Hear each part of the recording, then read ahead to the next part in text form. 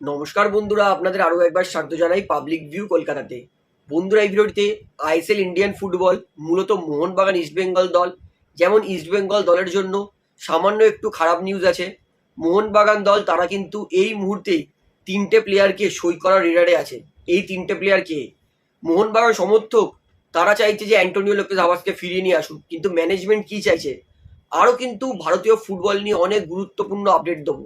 বলতেই পারি খুবই গুরুত্বপূর্ণ ভিডিও হবে। যারা ইন্ডিয়ান ফুটবল ভালোবাসেন তারা কিন্তু এই ভিডিওটা অবশ্যই শেষ পর্যন্ত দেখবেন, এবং যারা চ্যানেল নতুন সবাইকে একটা অনুরোধ করে রাখবো, যেহেতু এখানে আপনারা খেলার সমস্ত রকম আপডেট পেয়ে যাবেন, তারা অবশ্যই পাবলিক ভিউ কলকাতা চ্যানেলটিকে সাবস্ক্রাইব করে বেল আইকন প্রেস করে অল করে রাখবেন। তাহলে বন্ধুরা, সবার প্রথমে আপনাদেরকে বলি, ইস্ট বেঙ্গল দলের জন্য কিন্তু সামান্য ব্যাড নিউজ। ইমামি কর্তা তারা কিন্তু ইস্ট বেঙ্গল দলের সঙ্গে নিজেদের স্পন্সরশিপ সরিয়ে নিতে পারে, কারণ আইএসএল আনসার্টিনিটি। লাস্ট সিজন আইএসএলটা যাহক তাহক করে হয়েছে। একটা স্পন্সর যে কটা ম্যাচের জন্য স্পন্সর করে তার অর্ধেকেরও কম ম্যাচ হয়েছে।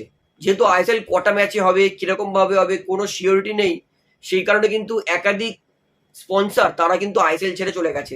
যেমন সব থেকে বড় ধাক্কা লেগেছিল কিন্তু মুম্বাই সিটি এফসিতে, সিটি ফুটবল গ্রুপ আইএসএল এর আনসার্টিনিটির জন্য ছেড়ে চলে গেছে। সেরকম কিন্তু ইমামি তারাও কিন্তু আইএসএল এর আনসার্টিনিটির জন্য, মানে আইএসএল অনিশ্চয়তার জন্য তারা কিন্তু ইস্টবেঙ্গলের সঙ্গে নিজেদের সম্পর্ক বিচ্ছিন্ন করতে পারে। এই কারণেই কিন্তু ইস্টবেঙ্গল তারা কিন্তু বলে দিয়েছিল যে যেই সমস্ত প্লেয়ার অন্য কোনো ক্লাব যদি পেয়ে যাও তাহলে কিন্তু সেইখানে চলে যেতে পারো। তবুও ইস্টবেঙ্গল দল কর্মকর্তারা তারা কিন্তু ইমামিকে রিকোয়েস্ট করেছে যাতে তারা অ্যাটলিস্ট তাদের সঙ্গে একটা মিটিংয়ে বসে। সেই মিটিংয়েই তারা ডিসকাশন করবে যে ইমামি তারা যাতে থাকে, সেটা প্রথমে রিকোয়েস্ট করবে। সেটা যদি না হয় তাহলে ইমামির পরিবর্তে কোন স্পন্সর পাওয়া যায় বা কি হবে সেটা নিয়ে কিন্তু ডিসকাশন করবে। অর্থাৎ ইমামি তারা কিন্তু ইস্টবেঙ্গল ছেড়ে চলে গেলে এটা কিন্তু ইস্টবেঙ্গল দলের জন্য বিশাল বড় ধাক্কা, কারণ মমতা বন্দ্যোপাধ্যায় অনেকটাই কিন্তু সাহায্য করেছিল ইস্টবেঙ্গল দলকে। তাই যতদূর আমার মনে হচ্ছে, যেহেতু আর আগের সরকার নেই, সেই কারণে কিন্তু ইমামি তারা ভরসা পাচ্ছে না এবং ইস্টবেঙ্গল দলের থেকে নিজেদের সম্পর্ক বিচ্ছিন্ন করার চেষ্টা করছে। তো দেখা যাক ভবিষ্যতে ইস্টবেঙ্গল দল কোন নতুন স্পন্সর পায় যদি ইমামি সত্যিই ছেড়ে চলে যায়। তবে এখনো কিন্তু এটা পুরোপুরি কনফার্ম নয়। নেক্সট মিটিংয়েই আপনাদেরকে বলতে পারবো যে ইমামি ইস্টবেঙ্গল দলে থাকবে কিনা। এইবারে আপনাদেরকে বলি, ইস্টবেঙ্গল ফ্যান্সদের সব থেকে বড় ধাক্কা লেগেছে আইএসএল এর লাস্ট সিজনের সেরা player, golden ball winner Miguel Figueira. তিনি কিন্তু নিজের বায়ো থেকে ইস্টবেঙ্গল ক্লাব রিমুভ করে দিয়েছে, মুছে দিয়েছে। বর্তমানে কোনো প্লেয়ার কোনো দলে থাকবে কিনা সেটা তার সোশ্যাল মিডিয়া অ্যাকাউন্ট থেকেই বোঝা যায়। যেহেতু মিগুয়েল তিনি নিজের বায়ো থেকে ইস্টবেঙ্গল মুছে দিয়েছে, এর থেকে তো একটা জিনিস পুরোপুরি পরিষ্কার হয়ে যাচ্ছে যে মিগুয়েল হয়তো আর ইস্টবেঙ্গল দলে থাকবে না, কারণ সোশ্যাল মিডিয়াতেই এখন সবকিছু আপডেট মানুষ দিয়ে দেয়। তো এটা সত্যি ইস্টবেঙ্গল দলের জন্য বিশাল বড় ধাক্কা। মিগুয়েল দুর্দান্ত প্লেয়ার, দারুণ ক্রিয়েটিভিটি এনেছিল ইস্টবেঙ্গল দলের জন্য। বলবো মাঝে মাঠে তিনি একাই খেলতেন। তো মিগুয়েল যেহেতু নিজের বায়ো থেকে ইস্টবেঙ্গল মুছে দিয়েছে, তাই মিগুয়েল তিনি ইস্টবেঙ্গল দলে থাকবেন না, এটা তো প্রায় পরিষ্কার। তো মোহনবাগানের কিছু ফ্যান পেজ থেকে এই মুহূর্তে যে আপডেটটা আছে সেটা হচ্ছে মিগুয়েল মোহনবাগান দলে আসতে পারে, এর সম্ভাবনা আছে। তো আমি এটা জানার পরে কিন্তু অনেক খোঁজ খবর নিয়ে দেখেছি। তবে এখনো পর্যন্ত এই মুহূর্তে আমি বলবো এই ব্যাপারটা কিন্তু রুমার, যে মিগুয়েল মোহনবাগান দলে আসবেই। এখনো কিন্তু মোহনবাগান মিগুয়েলের সঙ্গে সেরকম কথাবার্তা চালায়নি। তো যারা মনে করছে মিগুয়েল মোহনবাগান দলে আসবে, বলে রাখি এই মুহূর্তে কিন্তু ব্যাপারটা রুমার আছে। আমি নিজে খোঁজ খবর নিয়ে রেখেছি।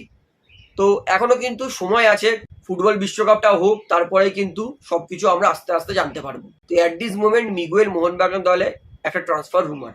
এইবারে বলি, যতদূর জেনেছি মোহনবাগান তারা বরিস সিং ওয়াংজাম, এফসি গোয়ার প্লেয়ার, তাকে কিন্তু নিজের দলে নিতে চলেছে। বরিস এফসি গোয়ার সঙ্গে তার চুক্তি কিন্তু আর কয়েকদিনেই অলরেডি শেষ হয়ে গেছে।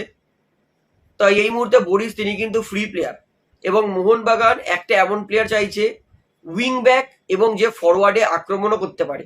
বরিস তিনি আগে অ্যাজ আ অ্যাটাকিং উইঙ্গার হিসেবে খেলতেন, তবে এফসি গোয়ায় মোনোনোর আন্ডারে তিনি কিন্তু অ্যাজ আ উইং ব্যাক হিসেবে খেলছেন। অর্থাৎ মোহনবাগান তারা কিন্তু বরিস সিংকে টার্গেট করছে। যদি কখনো মোহনবাগান 3-5-2-এ খেলে তখন একটা উইং ব্যাক হিসেবে বরিসকে কিন্তু নিতে পারে মোহনবাগান, কারণ আমরা দেখেছি 90 মিনিট বরিস অক্লান্ত দৌড়ে ফুটবল খেলতে পারে। এবং যেহেতু বরিস নিজের ডিফেন্সিভ কোয়ালিটিটাও ইমপ্রুভমেন্ট করেছে, তাই বরিস সিং ওয়াংজামকে কিন্তু মোহনবাগান নিতে পারে, এর সম্ভাবনা কিন্তু প্রবল। এবং যতদূর জেনেছি বরিসের সঙ্গে কিন্তু কথাবার্তাও চালাচ্ছে মোহনবাগান দল। তো বরিস আসলে মোহনবাগান দল কতটা মজবুত হবে সেটা কিন্তু সময় বলবে।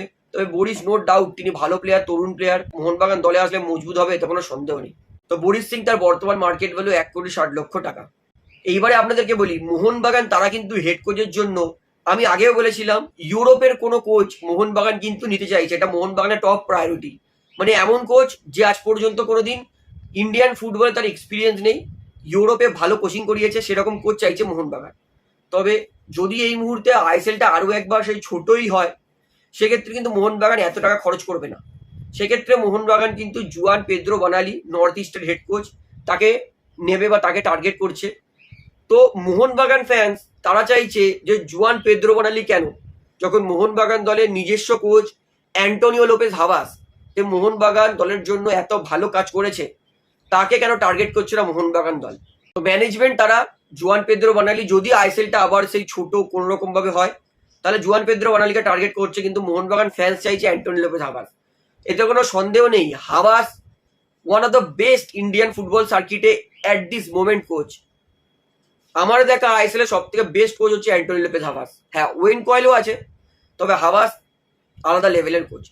তো অ্যান্টোনিও লোপেজ হাভাস মোহনবাগান দলে আসলে আমিও খুশি হব, মোহনবাগান ফ্যান্সরাও খুশি হবে যে হাভাসের মতো এত ভালো এক্সপিরিয়েন্স দাদু তিনি আবার মোহনবাগান দলে ফিরবে। তো আমি আপনাদের থেকে জানতে চাই, আপনারা কাকে মোহনবাগান দলের আপকামিং হেড কোচ, যদি আইএসএলটা ছোট কোনো রকম ভাবে হয়, তাহলে কাকে হেড কোচ হিসেবে দেখতে চান?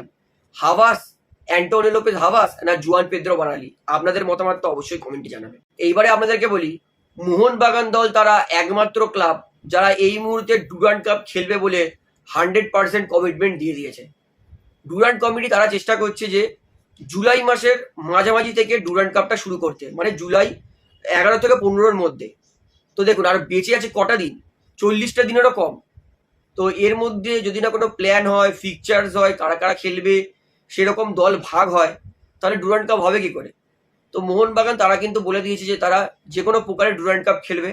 সেটা সিনিয়র প্লেয়ার যদি যদি আইএসএল এর কমিটমেন্ট পেয়ে যায়, যদি আইএসএল হবে তার কমিটমেন্ট পেয়ে যায়, তাহলে সিনিয়র প্লেয়ার নেওয়া হবে।